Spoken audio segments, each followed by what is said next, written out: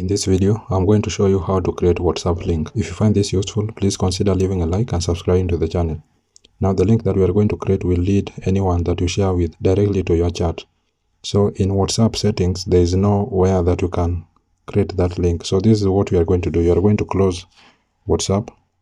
Then I'm going to use Notepad. You will use the one that you have on your phone.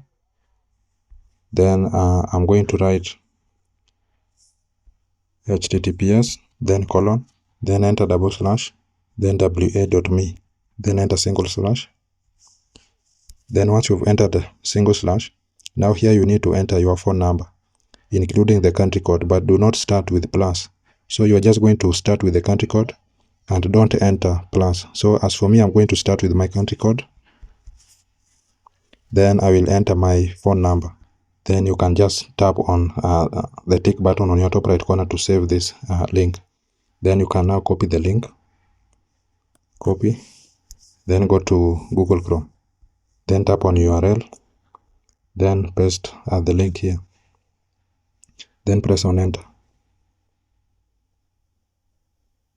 So anyone whom you share this link will be able to directly chat you. So when someone taps on continue to chat, then choose just as once. Then choose the WhatsApp.